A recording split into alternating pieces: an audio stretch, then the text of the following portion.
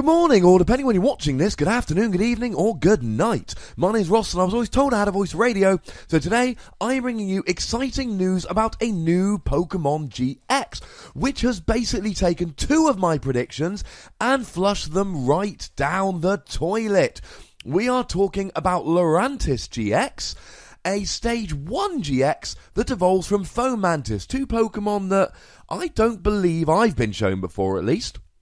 Now, the two conceptions which have now been proved to be misconceptions are, firstly, that all Pokemon GX will be basic. We saw with Solgaleo and Lunala and with Snorlax, I said they'd all be basic. I was wrong. This is a Stage 1 GX Pokemon, and this does not happen with EX. Take, for instance, Chandelure EX, should be a Stage 2, but it is a basic because it's a GX. GX Pokemon are the stage they should be. The second misconception we see here is, and this was more of a me than a general one, I predicted that Solgaleo and Lunala would be the only GX Pokemon in the Sun and Moon collection. Even Snorlax GX was a promo in Japan and is going to be released as a promo in his own little box in the US and Europe, so I could still hold on to that prediction. No more, ladies and gentlemen. Lurantis is a GX coming in our Sun and Moon collection. So, with that out of the way, then the only real question to answer is he or she any good? Short answer, I believe so. But let's look at the long answer, because this is a lot more fun. Now, although it is a Stage 1 GX, it is a grass type, so Forest of Giant Plants comes into play here. You can evolve from Fomantis up to Lurantis straight away, and on the first turn of the game, you can be using this. Now, if we look at the stats here, it is very impressive. We have 210 HP, that is redonk. Now, a weakness to fire is annoying, because let's face it, Volcanion is a good deck at the moment. It's seeing a lot of play, it's proving very strong, and it will eat through this deck very, very quickly. That's a pain. Although Grass is a good typing in and of itself to get through things like Greninja or Primal Groudon, both of which are seeing a fair amount of play. 3 attacks here, 2 regular and a GX. First attack, I love it. 40 damage, and you get to attach 2 basic grass energy from your discard to your Pokemon in any way that you like. Now, this is reminiscent of Volcanion's attack. The difference here is, it is 2 basic energy, but it's any way that you like. Whereas Volcanion is 1 to one benched, 1 to another bench, this is 2 in any way that you like. That means, and remember, we're always, when we look at Japanese cards looking at current translations, this could change. You could do 2 to the same bench Pokemon, you could do 1 to the bench, 1 to the active, or you could just put them both on Lurantis GX, so that turn 1 you do 40 and attach to 2 energy, and turn 2 you're ready to go with the second attack. It is redonk. Speaking of the second attack, 120 for free energy, and you get to heal 30 damage from this Pokemon. Now, as a general rule, 120 for free energy isn't great. That's what Reshiram and Zekrom were doing back in the black and white base set 2 generations ago. However, healing 30 damage is quite nice, but it's not really the healing 30 damage that makes this a good attack. It is a combination of Forest of Giant Plants and the first attack that makes Solar Blade such a good attack. You get to evolve onto the Stage 1 in the first turn of the game. Then you get to use Flower Supply, the first attack, to do 40 damage and attach 2 energy to you. And then on turn 2, you are ready to go, hitting for 120 every turn. And your 210 HP is going to mean that you are sticking around for a while. This is good. Now, I've talked about 120 attacks before as not being good, but since you can accelerate energy onto yourself or to the bench and evolve up straight away, and you've got that first good attack, I am all in favour. And now, of course, we come to the GX attack. These are the powerful attacks that you can use once per game.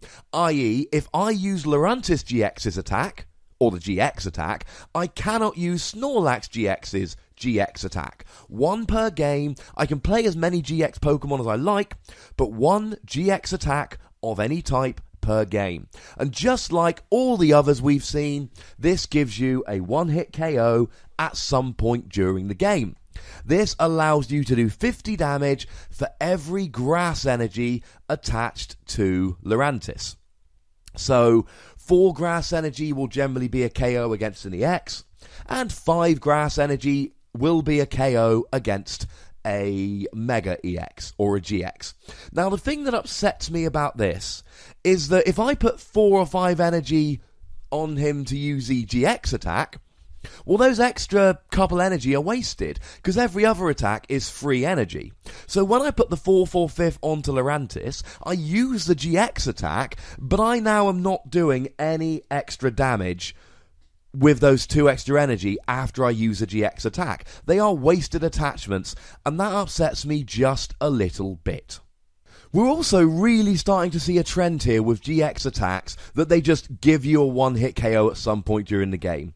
Snorlax, you pop 5 energy on him, and then you can go ahead and do 210 damage, which is, shall we say, not insubstantial.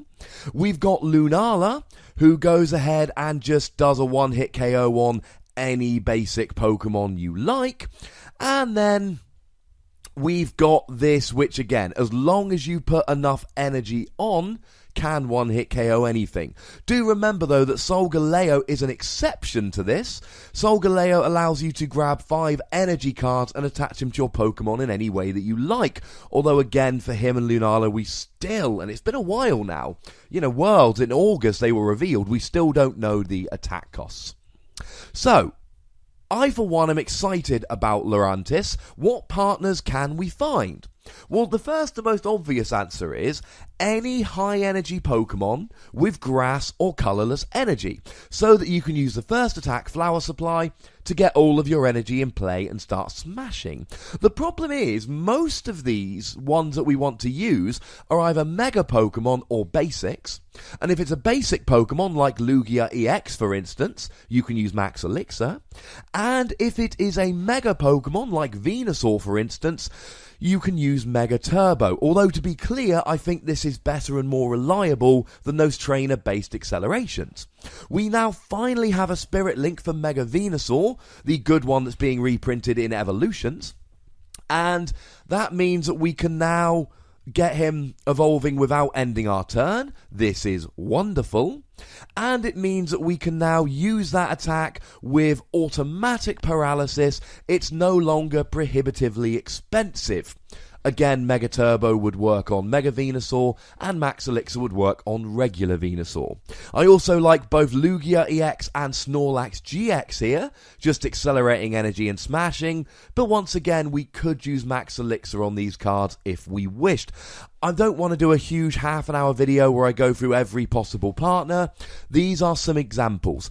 Any Pokemon that you want to play that can use grass or colourless energy that was previously too expensive is now back on the table because of Lurantis GX.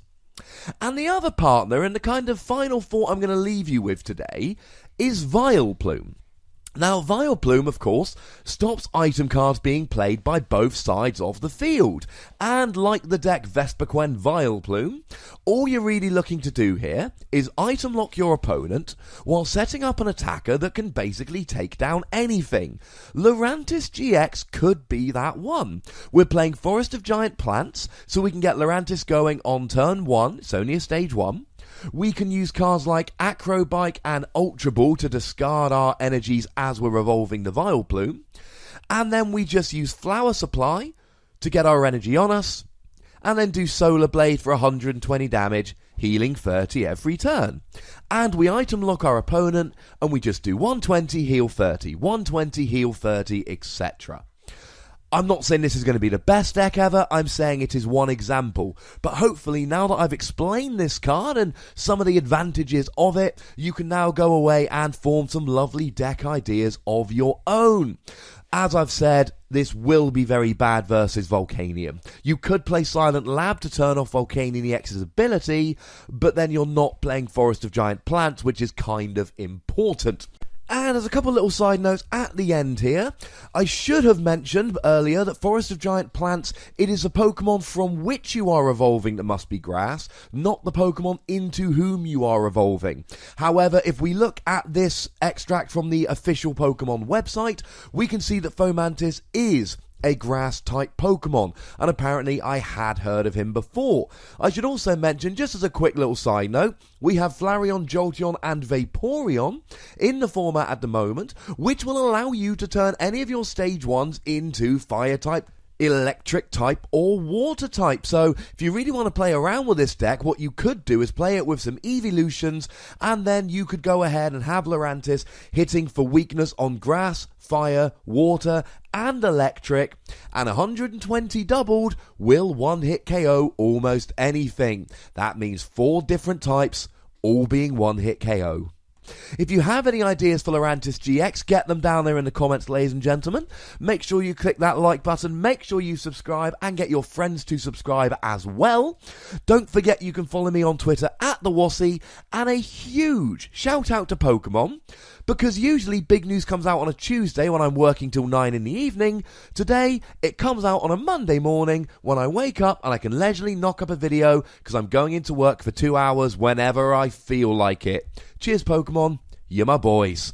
Thank you very much for watching. Look after yourselves until next time. My name's Ross, and you've been watching PTCG Radio.